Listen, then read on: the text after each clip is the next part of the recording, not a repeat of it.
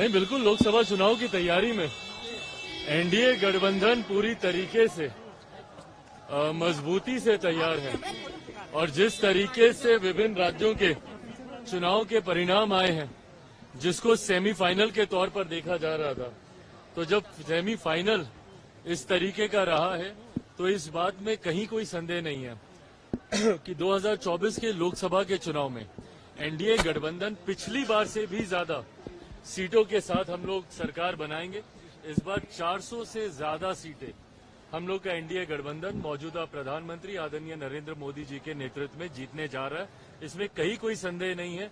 बिहार हो, झारखंड हो, उत्तर प्रदेश हो, तमाम सीटें एनडीए के खाते में इस बार जाएंगी। बिहार में पिछली बार भी थी, उत्तर प्रदेश में भी अधिकांश सीटें थी, झारखंड में भी थी। जो सीटें रह भी गई थी, इस बार आप देखिएगा संभवतः विपक्ष अपना खाता तक इन राज्यों में नहीं खोल पाएगी। देखिए, ये आने वाले समय में गठबंधन इस बात को तय करेगा। जरूर झारखंड बिहार का हिस्सा रहा है।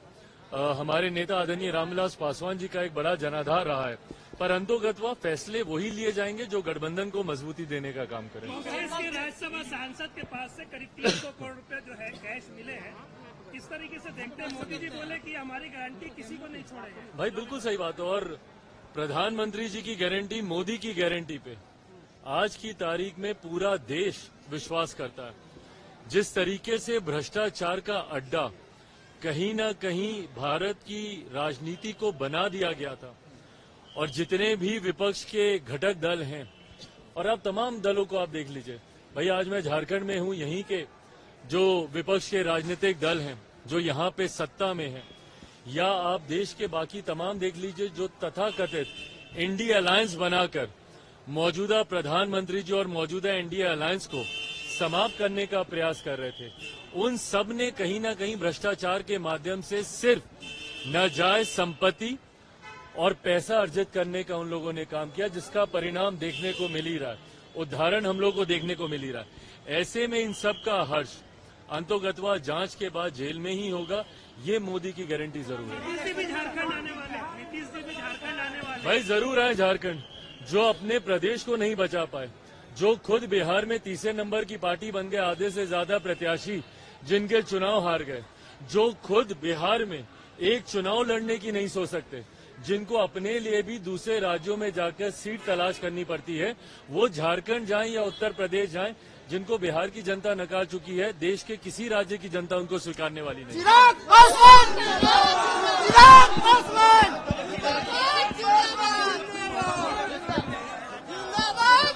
भाई देखिए, जो जैसा करेगा ये एक जांच का विषय है और ये न्यायिक प्रक्रिया का ये हिस्सा रहा है। इसके लिए कमेटी का इसके लिए गठन किया गया।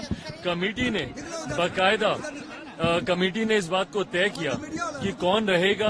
जांच हुई है कमेटी में, सब कमेटी में देखा गया, जितने सदस्य थे उन्होंने पूरी तरीके से जांच की है, और जांच के बाद वहां पे महुआ जी को पूरा मौका मिला अपनी बातों को रखने का, और जांच के बाद ये पूरे सदन ने ये फैसला लिया बहुमत के तौर पर कि उनकी सदस्यता रद्द की जाए।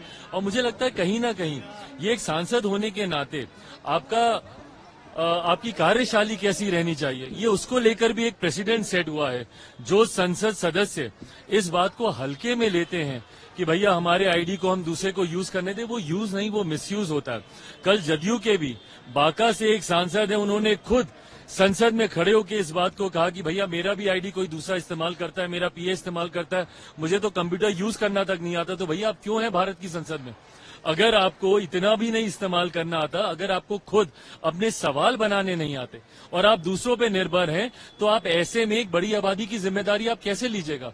तो ऐसे सांसद जिनको अपने सवाल तक खुद बनाने नहीं आते, उनकी संसद सदस्यता रद्द होनी चाहिए।